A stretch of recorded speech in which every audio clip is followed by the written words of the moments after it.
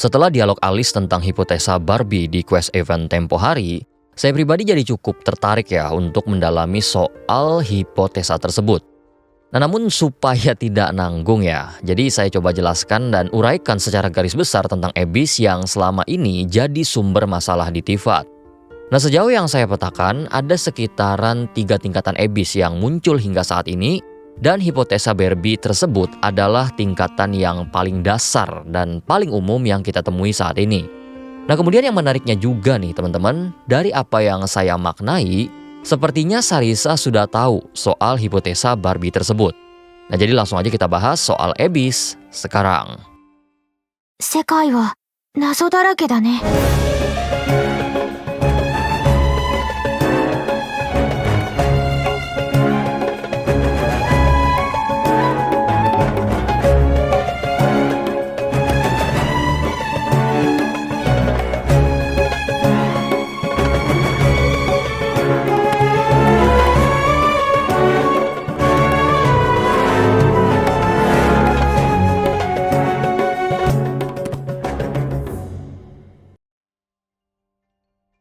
Menarik untuk ditekankan bahwa bahkan hingga Luna 5 saat ini, kita itu masih belum punya sebuah etimologi yang benar-benar pakem untuk menggambarkan apa sebenarnya Abyss di Genshin Impact. Ingin dikatakan kekuatan yang berkebalikan dengan konsep elemental, tapi faktanya Abyss juga adalah benua. Ingin dikatakan Abyss adalah benua bawah Tivat saja, faktanya Abyss juga punya ingatan bahkan emosi. Kemudian ingin dikatakan Abyss adalah makhluk hidup, tapi untuk sekarang masih kurang data yang memadai untuk masuk pada praduga semacam itu. Namun kalau boleh saya sederhanakan, paling tidak untuk saat ini, Abyss menurut saya adalah sesuatu yang hidup. Abyss sebagai sesuatu yang hidup menurut saya tergambar pada sifatnya yang bisa beradaptasi dan bisa mempengaruhi. Sifat itu sendiri tidak sesederhana yang kelihatannya, tapi Abyss juga bisa membaca situasi dan ambisi sebelum akhirnya mengaplikasikannya pada tindakan mereka. Contoh yang paling nyata itu sendiri ada pada Abyss yang berada di Natlan, yang menurut saya menjadi salah satu contoh betapa mengerikannya Abyss itu. Seiring perlawanan Abyss di Natlan selama ribuan tahun, Abyss itu membaca memori dari tanah Natlan, termasuk masing-masing suku yang ada di sana. Sehingga dikatakan oleh Mualani pada saat itu, Abyss sendiri melancarkan serangan pada suku-suku yang ada di sana dengan kekuatan spesifik.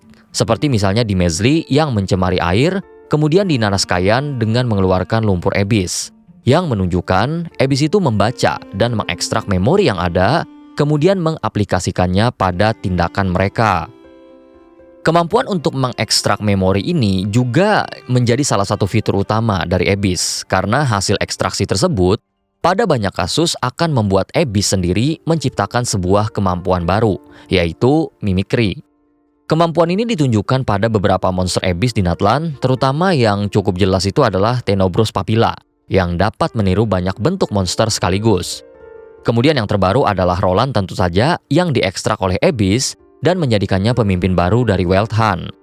Nah, namun yang paling menakjubkan tentu adalah Gosoid, yang mampu untuk mengekstraksi secara masif ingatan dari Lei Natlan dan menciptakan imitasi dari Dragon Sovereign Pyro, yakni Xiokotl. Nah, kemampuan mimikri dari Abyss sebenarnya tidak sebatas meniru makhluk hidup, tapi juga bisa meniru konsep dan mekanisme kekuatan. Tapi ini masih belum ada penjelasan yang lebih proper seperti apa, entah mengekstrak memori juga atau justru murni pengendalian Abyss. Tetapi di Khenria ada sebuah praktik yang disebut sebagai Chaos Formation. Teknik tersebut memungkinkan penggunanya untuk dapat menggunakan kekuatan elemental hanya dengan bermodalkan pengendalian energi Abyss.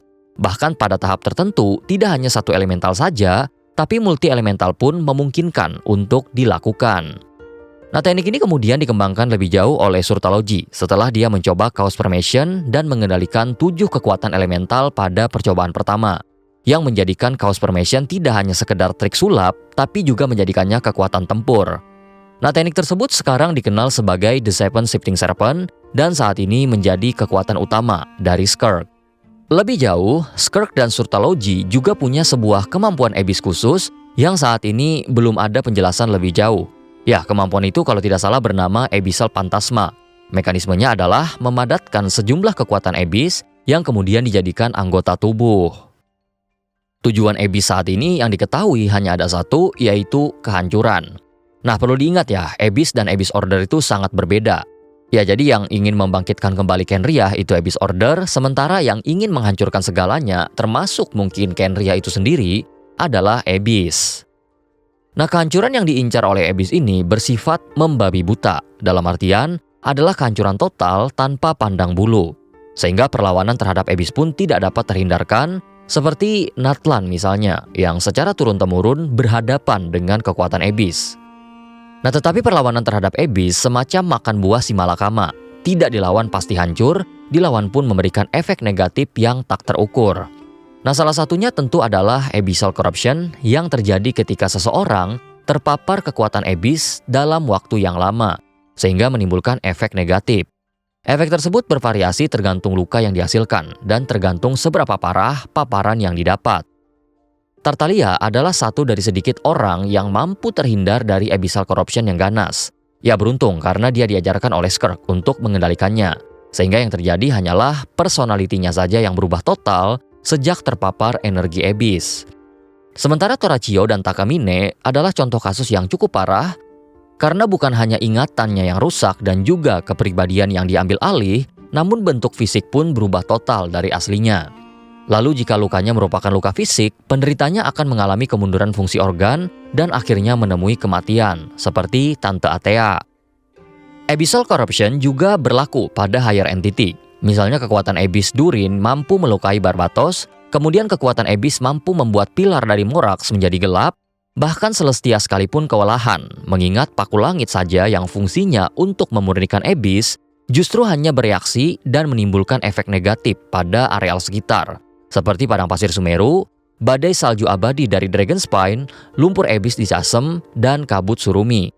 Nah, kemudian berkaca dari event quest kemarin, ada peluang juga bahwa Istaroth sendiri sudah terkena pencemaran kekuatan Abyss. Nah, saat ini hanya Traveler yang terbukti mampu untuk memurnikan kekuatan Abyss tanpa memiliki dampak negatif yang berarti. Ya, tapi soal ini saya pribadi juga lupa apakah ada selain Traveler karena seingat saya api keramat dari Natlan itu punya mekanisme serupa. Nah, namun ada satu lagi yang dikatakan bisa memurnikan kekuatan Abyss, yaitu Sarisa. Lebih tepatnya pada device yang diciptakan oleh Fatui. Belum ada bukti otentik memang, namun secara teori dikatakan bahwa Mokos device milik dari Snesnaya itu mampu membersihkan Abyssal Corruption yang ada di Chasm.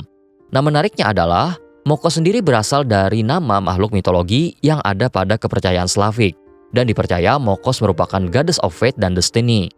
Dan sebagaimana hipotesa Barbelot kemarin, salah satu sumber Abyss yang terjadi adalah ketika terdapat sebuah takdir yang pada akhirnya tidak terpilih. Nah, akan tetapi masih perlu studi lanjutan perihal ini, walaupun seperti biasa, di Genshin tidak ada yang kebetulan.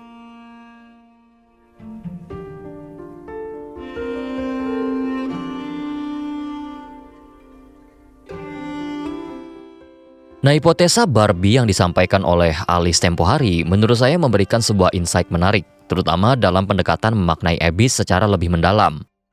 Berdasarkan penjelasan Alice tempo hari, saya pikir Abyss saat ini terbagi jadi 3 jenis. Ada yang merupakan hasil fenomena takdir, ada yang merupakan fenomena dunia, dan ada fenomena kosmik. Abyss fenomena takdir yang ada pada event kemarin, menurut saya secara penjelasan konsepnya itu masih sangat kasar gitu loh. Terlebih hadirnya secara tiba-tiba. Nah, ini membuka peluang bahwa topik tersebut akan diangkat di kemudian hari dan menjadi salah satu konsep penting dalam cerita. Tetapi berdasarkan konsep kasar tersebut, banyak hal yang juga menjadi jelas karena di Tifat saat ini beberapa Abyss semacam itu ada dan untuk sementara saya sebut sebagai Abyssal Minor. Nah, intinya menurut penjelasan Alice, takdir itu punya beberapa probabilitas kejadian yang akan terjadi dan sayangnya yang menjadi kenyataan tidak semuanya. Takdir yang tidak menjadi real atau nyata, serta yang tidak dipilih itulah yang berpotensi menjadi Abyss yang dimaksud oleh Alice. Bahkan Alice menegaskan di sini tidak perlu sesuatu yang berdampak besar, hal remeh-temeh soal menu makanan saja bisa berpotensi. Apalagi sampai berdampak besar seperti pilihan Rindotir yang menjawab panggilan Abyss yang menghilangkan takdirnya untuk menjadi baik di masa depan. Nah, kumpulan takdir-takdir yang tidak terpilih inilah yang dikatakan akan menjadi variabel-variabel yang pada akhirnya akan menjadi semakin nyata pada momen tertentu. Ya, penjelasannya sangat mentah, Batasan-batasan momen yang dimaksud apa tidak dijelaskan, kemudian penanggulangannya juga tidak benar-benar dibahas dalam quest kali ini. Ya tapi wajar, yang disampaikan oleh Alice sendiri juga masih sebatas interpretasi dari Barbie itu sendiri, sehingga masih sebatas hipotesa juga.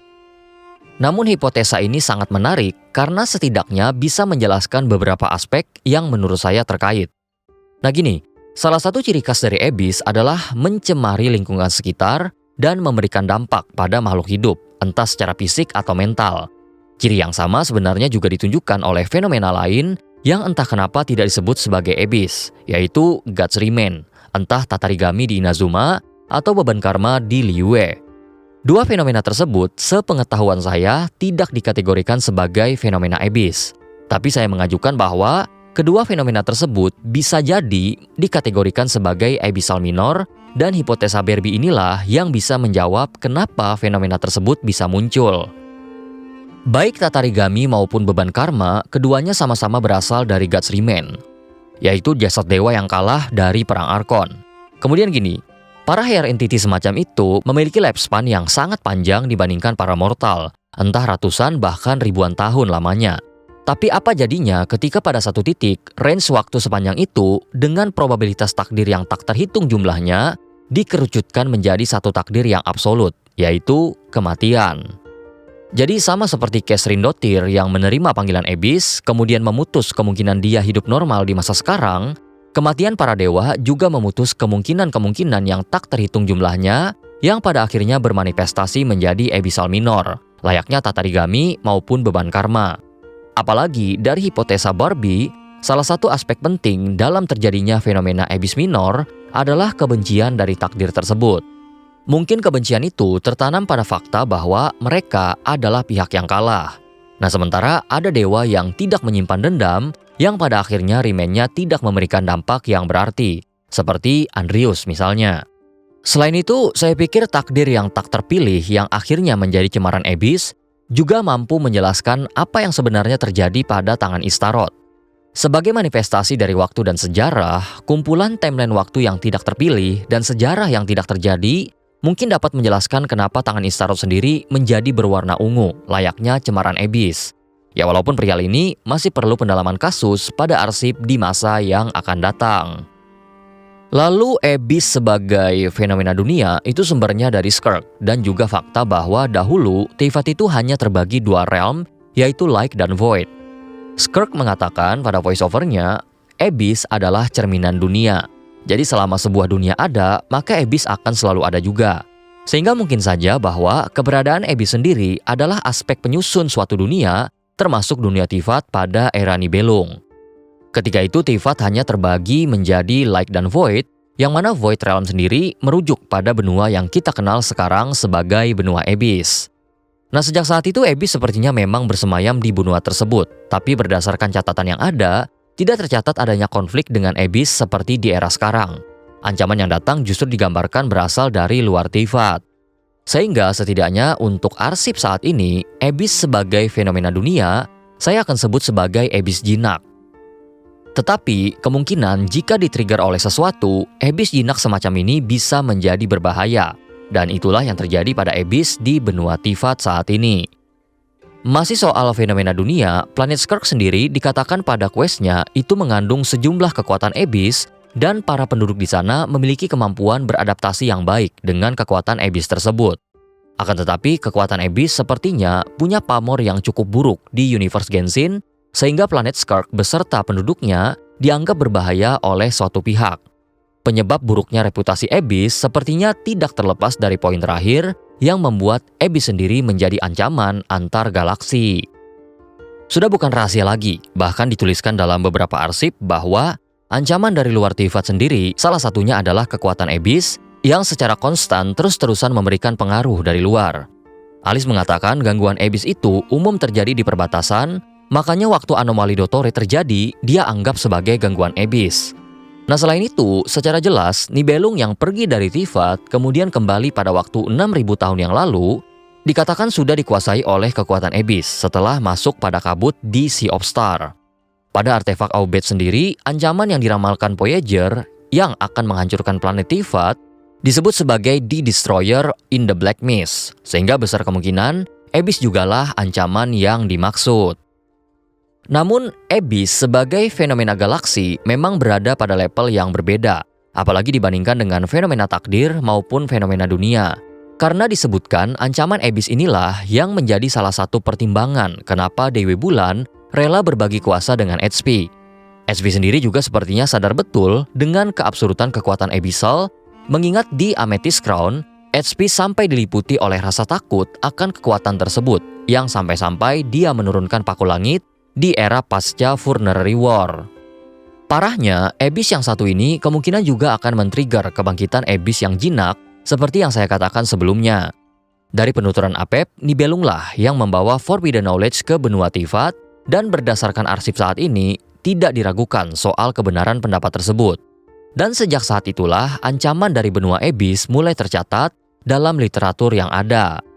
Nah, konfirmasi bahwa kekuatan Abyss tersebut membangkitkan Abyss yang ada di benua Void, itu tercatat pada catatan yang ada di Girdle of Sen, yang mengatakan bahwa kerajaan Khenria mempelajari soal kekuatan dari luar tersebut.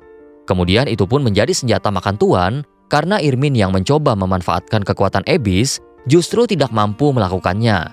Pada akhirnya kekuatan Abyss tersebut setidaknya terbagi menjadi 6 bagian. 5 diantaranya dipegang oleh 5 Sinner Khenria saat ini.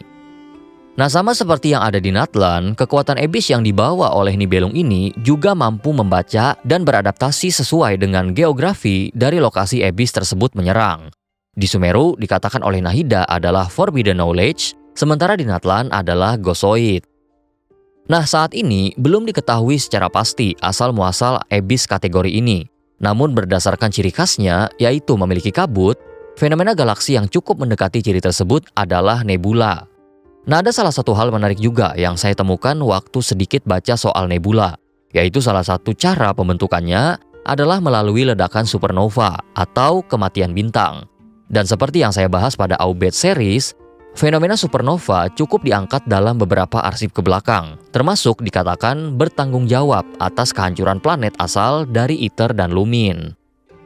Kemudian gini, ini belum dapat dijadikan sebuah acuan, namun seperti yang saya katakan sebelumnya, salah satu probabilitas pembentukan Abyss Minor adalah remnan dari jasad dewa. Nah, bagaimana jika Abyss dalam galaksi ini terbentuk dari remnan juga? Namun kali ini dalam skala yang lebih besar, salah satunya adalah soal ledakan bintang. Dan mungkin probabilitas lain adalah kematian planet yang umum terjadi berdasarkan kesaksian dari Voyager. Ya, untuk sekarang masih belum bisa terjawab secara penuh, tapi kemungkinan topik ini cepat atau lambat akan diangkat kembali suatu hari nanti.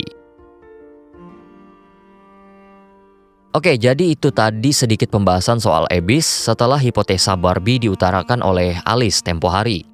Abyss memang masih menjadi misteri hingga sekarang, bahkan setelah 5-6 tahun game ini berjalan, Abyss yang sebenarnya jadi banyak masalah pada konflik, identitasnya masih belum jelas, termasuk Night Mother yang sampai sekarang entah kenapa terasa sengaja disembunyikan.